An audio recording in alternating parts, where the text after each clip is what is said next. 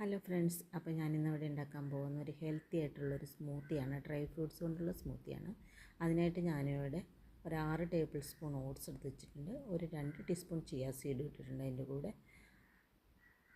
പിന്നെ ഇവിടെ കുറച്ച് വാൽനട്ട്, കുറച്ച് ഉണക്കമുന്തിരി, ബദാം, പിസ്ത, അണ്ടിപ്പരിപ്പ്, ഫിഗ്, 2 ഫിഗ്, ഒരു 3-4 ഡേറ്റ്സ്, ഇത്രയും സാധനങ്ങൾ ഞാൻ എടുത്തിട്ടുണ്ട്.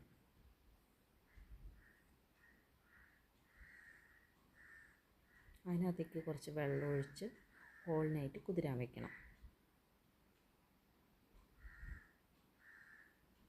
പിറ്റേ ദിവസം രാവിലെ ഞാൻ അതിനകത്തേക്ക് ഏതെങ്കിലും ഒരു ഫ്രൂട്ട്സ് നമുക്ക് ആഡ് ചെയ്ത് കൊടുക്കാം. ഞാനിപ്പോൾ ഇവിടെ എടുത്തിരിക്കുന്ന പിയറാണ്.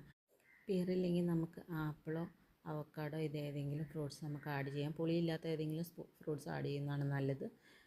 ഇത് ഞാനിപ്പോൾ അത് മിക്സിയുടെ ജാറിനകത്തേക്ക് ഇട്ട് അതിനകത്തേക്ക് ചെറിയൊരു മധുരത്തിന് വേണ്ടിയിട്ട് 1 ടീസ്പൂൺ ഹണിയും കൂടെ ഞാൻ ആഡ് ചെയ്യുന്നുണ്ട്. അതിനകത്തേക്ക് ലേശം വെള്ളം കൂടി ഒഴിച്ച് അടിച്ചെടുക്കാൻ പോവുകയാണ്.